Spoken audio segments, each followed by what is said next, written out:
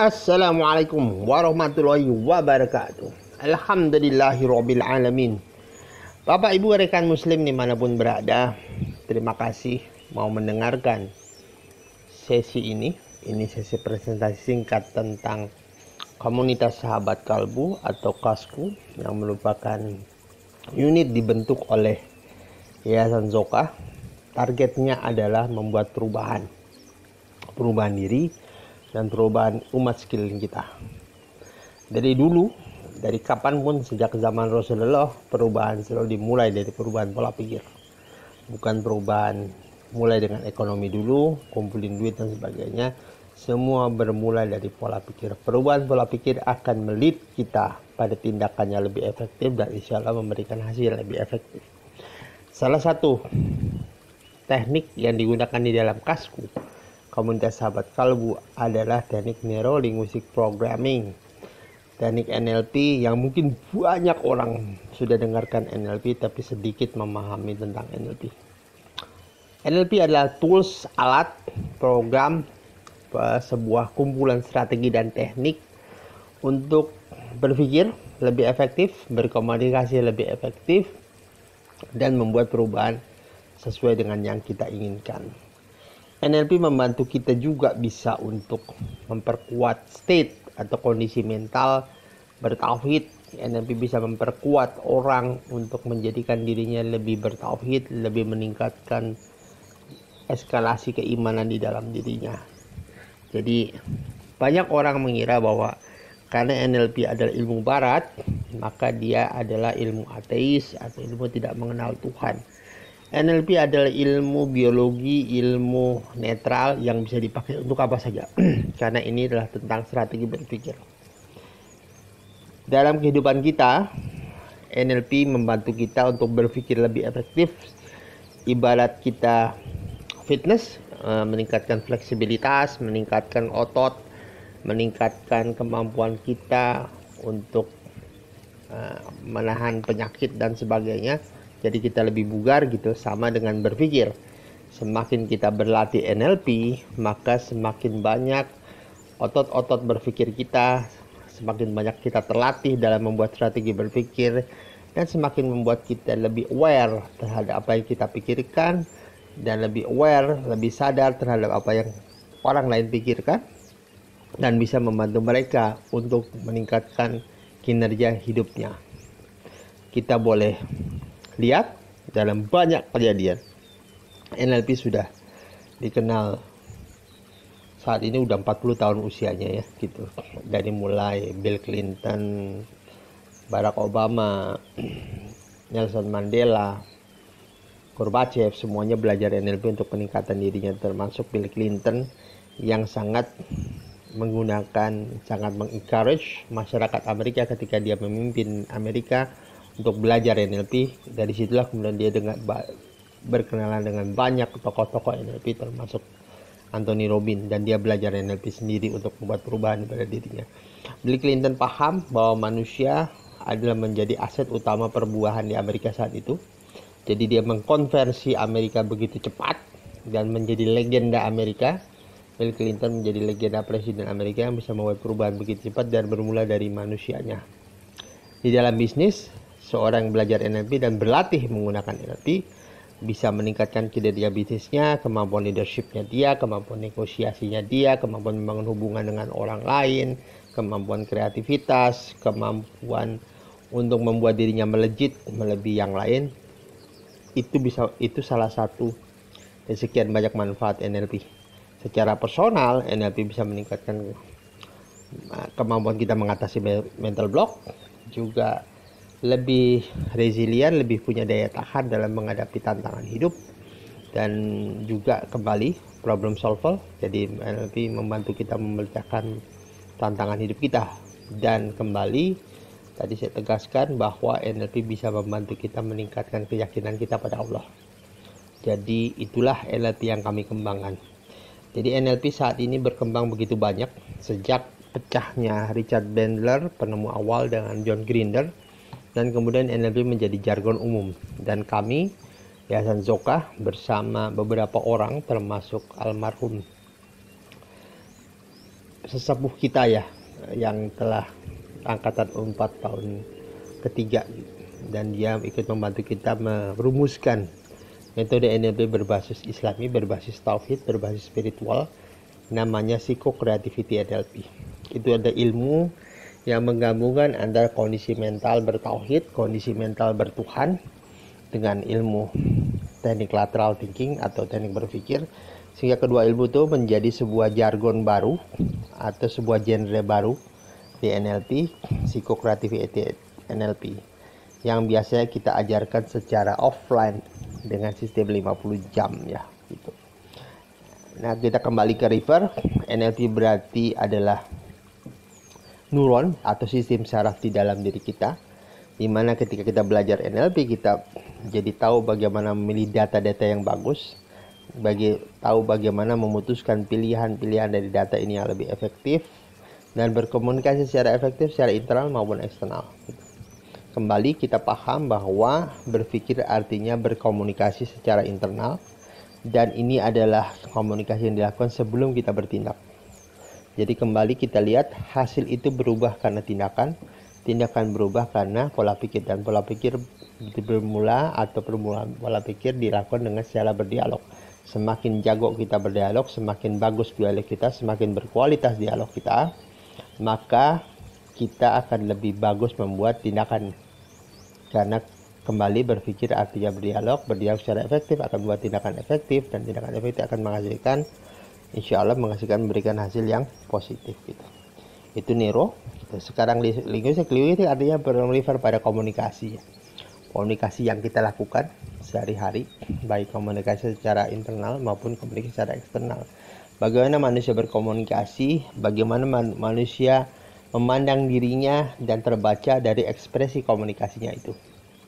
Dan kita bisa mengukur orang keyakinan maupun kemampuannya dari ekspresi komunikasi, jadi secara verbal maupun non-verbal. Kita lihat apakah mereka melakukan proses keselarasan dalam komunikasi ya gitu. Ada banyak orang kita lihat merasakan yakin tapi mukanya tidak yakin.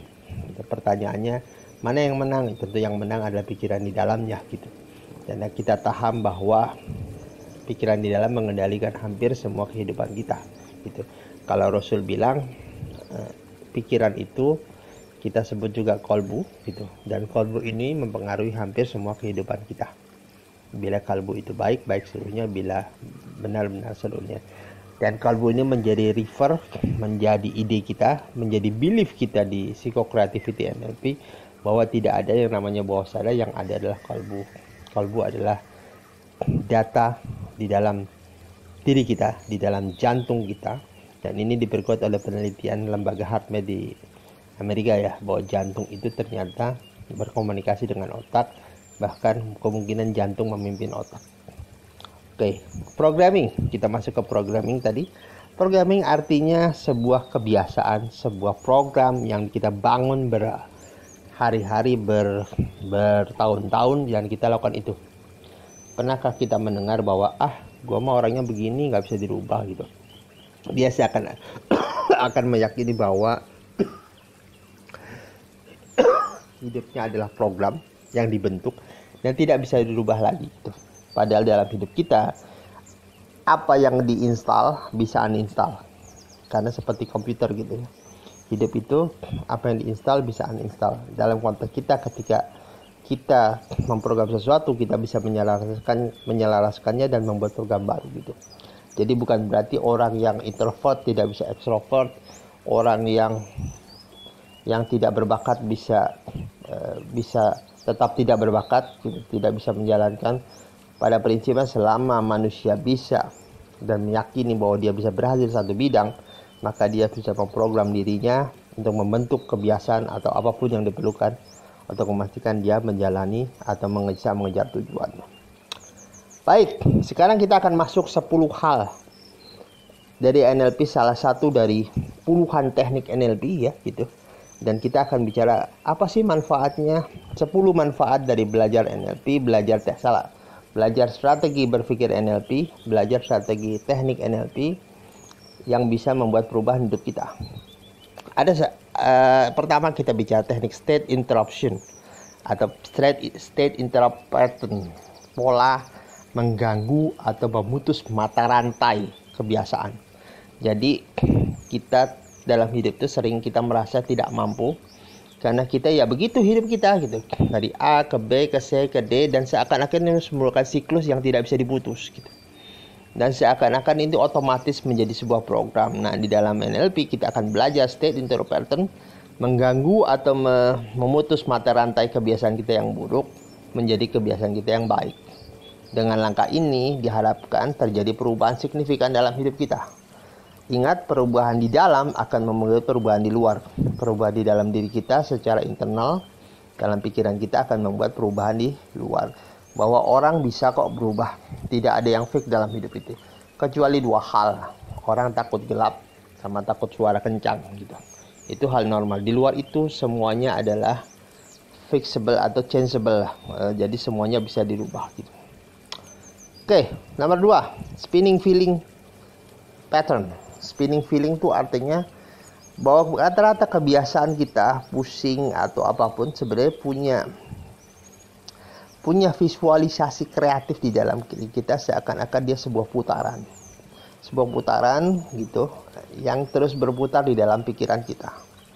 Di dalam teknik NLP ada langkah namanya, kalau kita membuat sebuah perubahan, kita bisa memutar kembali sesuai dengan apa yang kita inginkan. Jadi misalnya gini ya, ada kejadian orang gitu, sakit kepala terus. Oke, saya bayangkan, seenggaknya ada putaran di dalam diri Anda gitu. Kira-kira sakit kepala Anda berputarnya kemana? Berputarnya dari kiri ke kanan.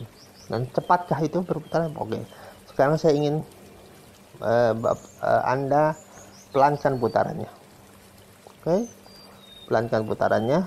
Jadi Anda adalah penguasa diri Anda. Anda adalah master bagi diri Anda. Pelankan. Begitu bisa, sekarang balikkan putarannya.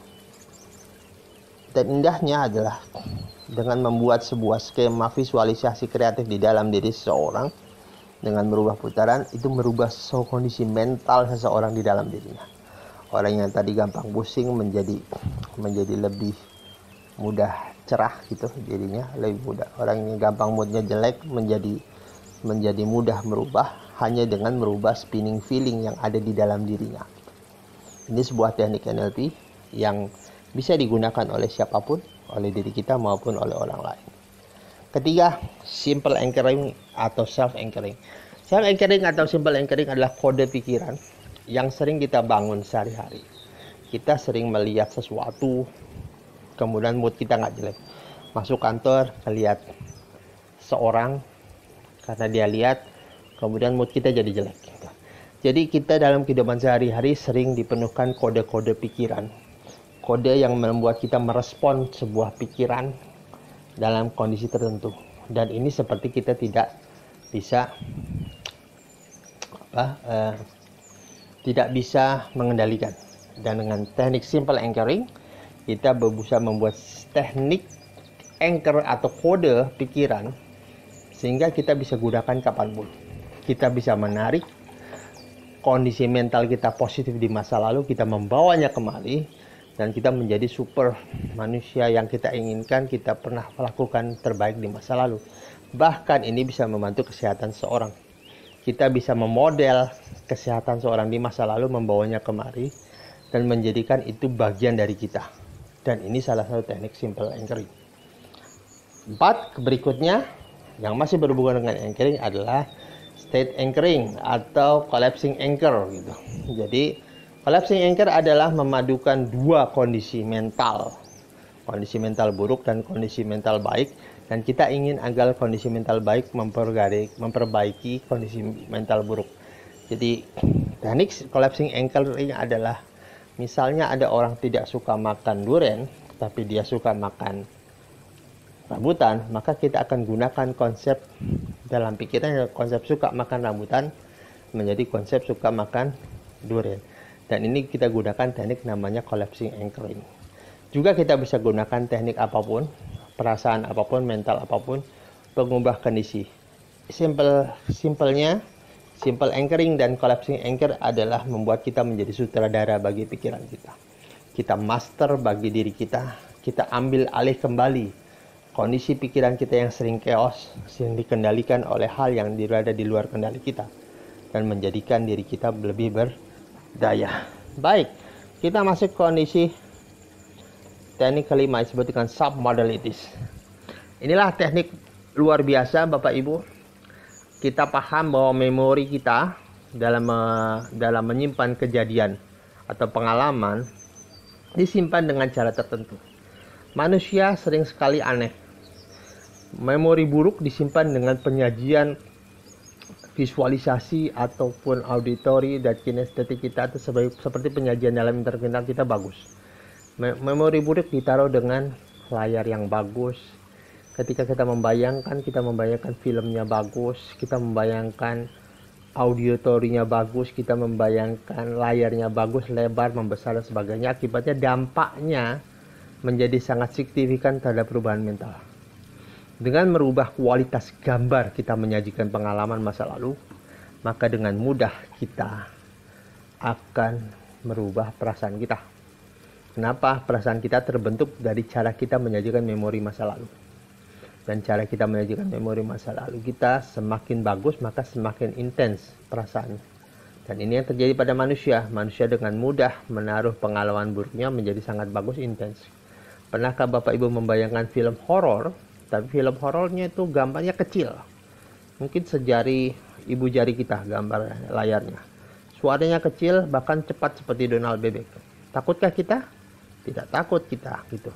Begitu juga cara kita mengendalikan film yang ada di pikiran kita. Hal-hal yang menakutkan dibuat jelek penyajiannya agar dampaknya tidak masuk ke kita. Dan itulah submodalities.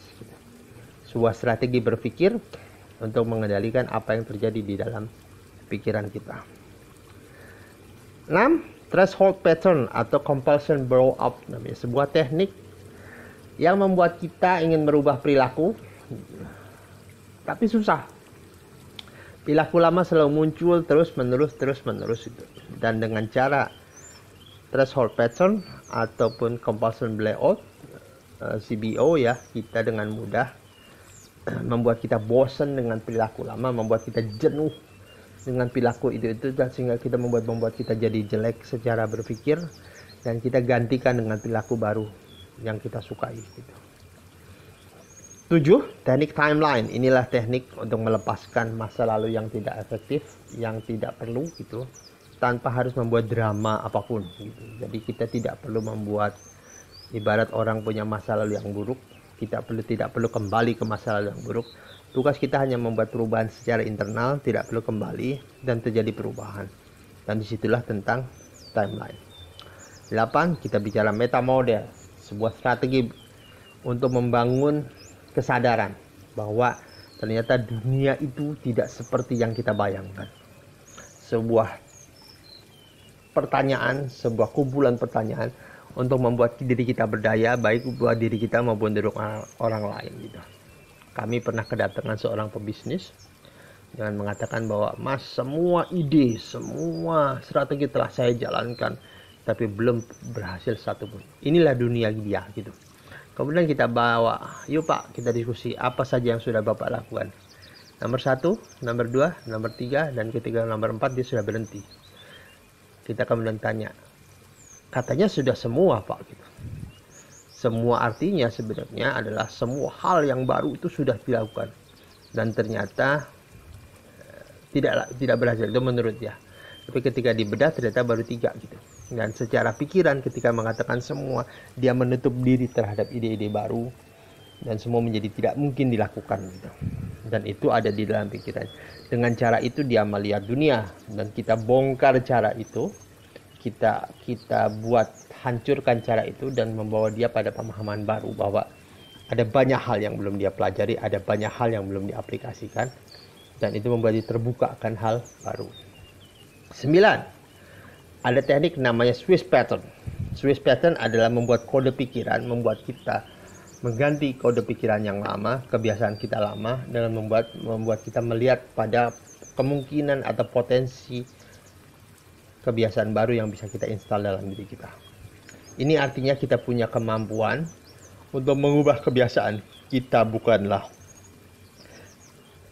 orang yang terjajah oleh pikiran kita. Kita adalah tuan bagi pikiran. Dengan Swiss pattern kita mengarahkan kita pada arah yang terbaik sehingga membuat kita menjadi lebih berdaya dalam menghadapi apapun, termasuk apapun yang terjadi dalam pikiran kita. Dan terakhir, Nabi punya teknik namanya reframing gitu. Dan kurang lebih ada 16 teknik reframing untuk melihat dunia dengan cara berbeda. Pernahkah kita lihat dalam perjalanan kita nggak bisa ngapa-ngapain, ngedumel sepanjang perjalanan karena jalanan macet gitu. Tapi kita lupa bahwa ketika hal tidak bisa kita lakukan, maka yang kita lakukan adalah merubah cara berpikir kita. Menikmati macet atau memilih ngedumel sepanjang perjalanan dengan macet. Dan itulah teknik reframing yang kita buat. Nah, Bapak Ibu pikirkan itu tadi hanya 10 dari mungkin 20 lebih teknik NLP. Dan bayangkan bila kita semua memilikinya, bila semua umat Islam memilikinya, bila semua umat Islam bisa menggunakan pikiran cerdasnya untuk membuat perubahan dan apa yang terjadi pada hidup kita, apa yang terjadi pada Indonesia, apa yang terjadi pada dunia. Dan inilah misi kami di dalam komunitas Sahabat Kalbu. Kami di Kasku menerapkan sistem belajar untuk menyebarkan ilmu ini pada dunia, terutama di Indonesia. Dan kami menyebarkan dengan cara halakoh, mungkin pernah dengar, atau sistem little circle gitu. Di mana nanti tiap orang yang belajar akan punya membentuk mitra diskusi minimal 2 orang di dalam WA-nya dan mendiskusikan setiap materi yang diberikan dan kemudian bertanya bila ada yang tidak mengerti. Jadi dengan kata lain, sistem belajar kita walaupun online, tapi kita mendiskusikannya, berbagikannya dan berlatih bersama untuk membuat diri kita berdaya. Dan inilah misi kami gitu. Jadi tiap orang nanti punya namanya little circle. Jadi itu punya satu WAG yang isinya minimal 2, lebih boleh, kita lebih disarankan. Dan isinya adalah mendiskusikan setiap materi yang diberikan agar kita makin paham. Dan bila perlu berlatih bersama. Dan ketika COVID usai, kita akan berlatih bertemu offline dan saling berdiskusikan, saling berlatih bersama. Dan inilah yang kami inginkan gitu.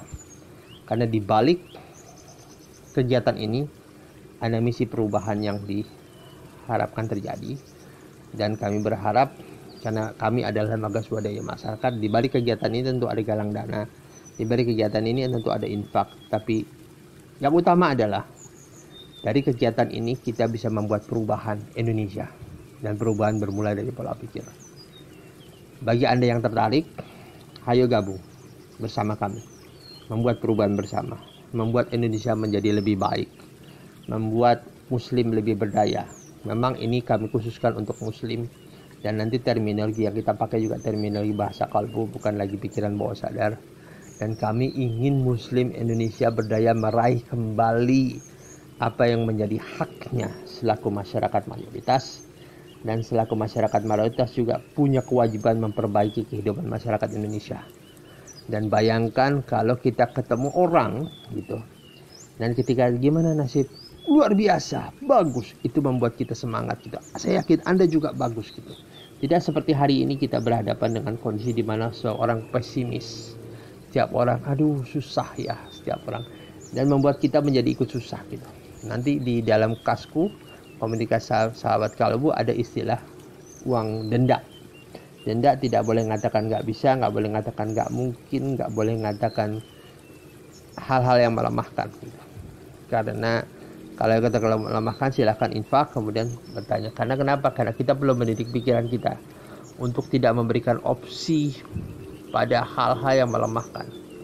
Membuat pikiran kita terus berlari, mengejar prestasi, mengejar kinerja, dan apapun yang terjadi dalam hidup kita, kami meyakini bahwa kami di Zukakir meyakini bahwa hidup ini telah diukur oleh Allah. Tidak mungkin ada cobaan ujian yang melebihi kemampuan kita. Tugas kita adalah jangan membonsai kemampuan kita. Tugas kita adalah meninggikan, melepaskan, melejitkan potensi kita pada level terbaik, dan kita saling mendukung level tersebut. Jadi saya, Bapak Ibu semua dan rekan-rekan Muslim, ketika ada seorang berlari mengejar prestasi, ayo kita, you can do it. Saya yakin you can do it. Bersama Allah kita kuat, kita bisa menghasilkan sesuatu yang baru. Kita tingkatkan level tauhid kita. Kita agak beda memang ilmu NLP yang kita pelajari. Ilmu NLP kita fokusnya pada kita meyakini bahwa perubahan ini bisa terjadi bila kita dekat dengan Allah. Ilmu seperti yang dilakukan oleh Abdurrahman bin Auf, yang Abdurrahman bin Auf tidak pernah berpikir kaya, tapi Abdurrahman bin Auf berpikir menjadi orang dermawan soleh yang bisa mendanai umat Islam. Dengan cara itulah Allah memberikan kekayaan. Jadi kekayaan itulah akibat dari proses berpikirnya, dan itu akan kita lakukan. Jadi kita tidak terlalu bicara teknis, memang teknis mungkin nanti ada rekan-rekan yang akan melakukan. Tugas kita adalah meyakini apapun yang kita lakukan selama Allah ridho, maka kita berada di level terbaik dan kita bisa tingkatkan itu menuju hal yang bisa kita capai gitu. Kembali misi kita adalah menjadi muslim terbaik dari hal yang bisa kita capai, bukan muslim terbaik menjadi superman dan sebagainya. Muslim terbaik mencapai hal baik dari apa yang kita capai, to be the best of we can do, menjadi terbaik dari apa yang bisa kita capai. Yuk gabung bersama kami Bapak Ibu. Silahkan dengan infak berapapun. Hari ini mungkin belum ditentukan infaknya oleh kawan-kawan karena kita ingin melibatkan banyak orang. Syukur-syukur kita bisa 1 juta orang belajar NLP. 1 juta bahkan 2 juta orang dengan sistem ini. Dan itu artinya kita membuat perubahan Indonesia. Kalau David McClellan bilang butuh 2% orang pengusaha yang membuat perubahan ekonomi. Can you imagine kalau kita bisa melakukan proses dengan sistem halaqah ini sampai 5 juta orang. Dan apa yang terjadi pada muslim? Mungkin nggak 5 juta orang, mungkin Bapak Ibu. Dari 2 punya mitra 4, dari 4 8, 16 dan seterusnya. Dan insya Allah dengan 20 atau 30 kali viral kita bisa akan nyampe 5 juta orang. Dan cara belajarnya sederhana. Kita gunakan WA, kita gunakan Telegram, kita gunakan Facebook bila dimungkinkan. Walaupun kami menghindari Facebook ya, gitu. Karena kami juga nggak mau membantu bisnis Yahudi dan kami ingin gunakan, walaupun pakai WA mungkin terpaksa gitu, tapi mungkin nanti kita akan buat perubahan bila diperlukan agar kita bisa tidak bersentuhan dengan bisnis Yahudi yang sedang dijalankan orang-orang yang saat ini sedang memegang berfoya-foya mereka akibat keberhasilan membuat perubahan di COVID ini gitu. Jadi kami umat Islam ingin membuat perubahan sendiri. Nanti kita cari sistem yang terbaik agar kita tidak menggunakan sistem Yahudi atau bisnis Yahudi yang berhubungan dengan ini. Misi kita kembali adalah membuat perubahan bagi diri dan umat sekalian. So, ayo gabung, silahkan gabung di nomor yang di bawah gitu, dan kita bersama-sama membuat perubahan. Sekian dari kami. Assalamualaikum warahmatullahi wabarakatuh.